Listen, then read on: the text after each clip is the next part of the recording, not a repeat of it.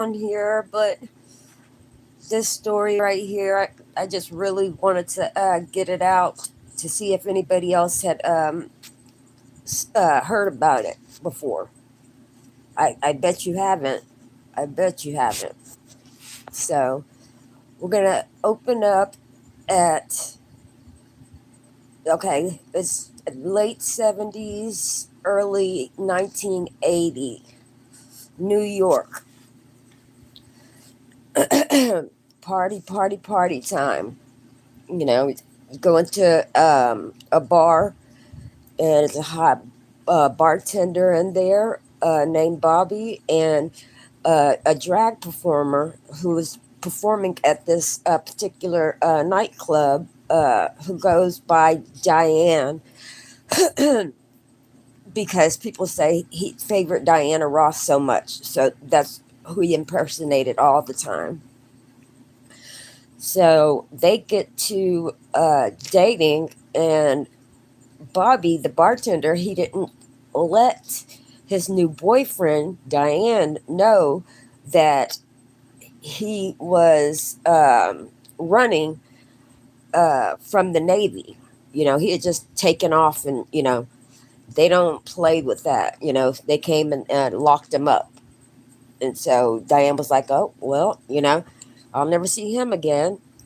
And a couple months later, he's outside having a cigarette, and a hot brunette pulls up in a Ferrari, red, uh, uh, brand new from that year. And he's like, "Oh, how is it? How does it feel driving Daddy's car?" And she's like, "Oh, no, no, boo boo, it's my car." You know, and then all of a sudden, they just, mish and mash. You know what I mean? They start fucking around. You know, everybody's confused. Even his father, who wanted a straight son, is confused. He's like, "What the hell? What's going on? I thought you were gay." Because that's what him and his father would fight about all the time. Him dressing up like a woman, him wanting to be a woman. This, that, and the other. So Bobby starts dressing more manly, and she's buying him the whole town, and they're just so happy until a few months down the road, somebody taps on John's shoulder, Diane shoulder, and says surprise, and it's Bobby the bartender. And they pick up right where they started off at. Like, John didn't give a damn about Vanessa's feelings at all. They literally started kissing and stuff right then. He was still in a relationship with with Vanessa at that time. Okay, this is how crazy this is. Okay, but she wanted to be near him so much, so badly. At least as a best friend, she still would, buy him anything. All the expensive stuff that he wanted. Yeah, I got it. I got it. My bestie, my bestie. She felt like obsessed with him. She was obsessed with him. It's one of those. She's one of those people. Oh, I could turn a straight. A gay man straight. I'm sure you guys have met somebody like that before, or if you have a gay friend. Oh, I can take that straight man, and he'll have sex with me. I could turn him gay. Some people are like that.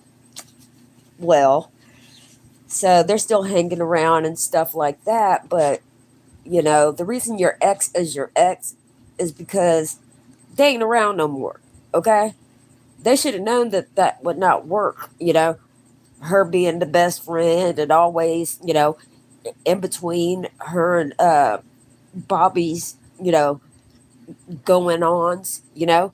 It's probably trashing Bobby with John whenever he gets pissed at John, or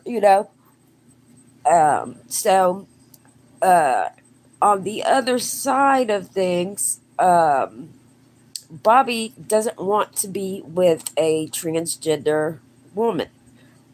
He said he's a gay man. That means he's attracted to men, not you know, not, you know, a woman at all. At all. Well, you think John would have understood that and, left that there. No. John goes behind Bobby's back, and goes and tells Vanessa he needed the money to get a sex change. And he gets on a plane and goes to Colorado and gets a snip, snap, snap, snap. Okay? And comes back and acts like, okay, everything's cool. Well, don't you think you should have told, and I forgot to tell you guys, they had gotten married. They had got married. You know what I'm saying? They're just not boyfriend and girlfriend. But at this time, they had been married. Vanessa bought the wedding rings. Okay, so he didn't run any of that by Bobby, and got rid of a big part of his, you know, sex life. You know what I mean? He didn't think how Bobby would react just because I'm gay. You think that I would want a transgender person. Like, so both of them, both Vanessa and Bobby are, pissed at John slash Diane at this time, and John's like, okay, I'm gonna go to Vanessa's for the next couple days, just to chill out. And he gets a taxi and he goes, meets up with Vanessa, and they go to a little drinking hole that all the friends meet up at, and he triple pisses Vanessa off because, yeah, just because she thought it was over with him and Bobby, he's turning and kissing another real woman, you know, not a gay guy, not a, you know what I mean, an actual woman. He's flirting with her, touching all on her, So she gets pissed off and runs out of the place. Okay, gets in her Ferrari, goes over to their apartment, and Bobby's still at the apartment. He's like, "What the hell are you doing?" She starts packing up all the clothing, all everything that she ever bought him. He's not gonna wear anything that I paid for. Nothing, nothing. Screw him. Da da da da da. Okay. So the party's over, and at the bar or whatever, and he gets a call. John gets a call, and it's Bobby saying, "Hey, I need you to come help me get some stereo equipment from this guy, and it just be real fast." And he's like, "Oh, well, okay, I'll come, but this is the last time." Well, uh, sh- John shows up, and John Diane shows up, and it's him, is Vanessa and Bobby, and they both got guns and walk him into the woods, where, boom, right in the head. No more Diane. No more Diane.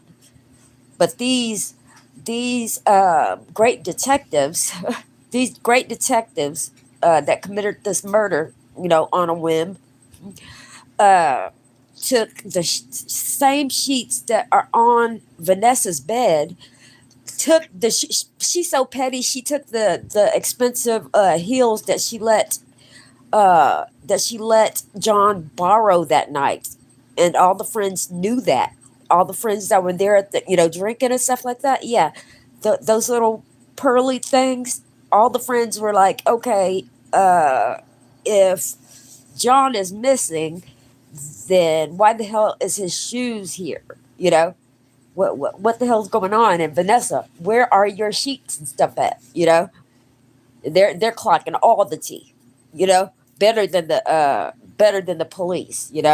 John's like, oh, if you find my wife's her wedding ring, you'll find the killer, because it was expensive wedding bands that Vanessa had bought for both of them. He had pawned it right next to where they drink at. You know, he's a Navy SEALs. I mean, what the fuck are they? I, I don't understand it. Why would you even say anything about jewelry to the police or anything, you know? If it came up, okay, then. But, don't you bring it up. They find it in the pawn shop. He's like, oh, yeah, it makes me look bad. I wanted to tell y'all, but I think it makes me look bad. The detective's like, yeah, it makes you look like a killer, huh? Um, so the rich girl is told by her Ivy League, friends and family, you're not talking. It doesn't matter if you look guilty by a lawyer, getting you a lawyer. We're going to get you a lawyer anyways. So, she answers no questions. Bobby is lying on top of lying on top of lying, and he gets caught in his story. So whenever they're in court, he's confused that Vanessa is just let go. You know, they're like, oh yeah, she couldn't have done that, right? Because the body was thrown in the Hudson River after he was killed in the woods. They threw him in the Hudson River for some reason. Um, and Bobby got 20 years. And Bobby has been paroled since uh, 2008, you guys. 2008. Imagine that. Imagine that. He killed, it was premeditated. It was a setup, all of that. You know damn well, especially in New York. And he's already out. That didn't make any sense to me. It makes no sense to me except for the times it was. It was the times that it was. People were outwardly transphobic, every kind of phobic you can think of. And they let it out. They didn't care if it was a room full of people or whatever. So if you get a chance, check that story out. It's very interesting. It's very interesting. It's, kind of like whenever you hear people say, I'm in love with the person, not, a genital, so it could be a boy, a girl, and, this and that. And that's who John/Diane was. But look for that story. I'm guaranteeing y'all have not heard about it before. Okay? Well, good night, fiends and ghouls. I love you. I will talk to you guys tomorrow.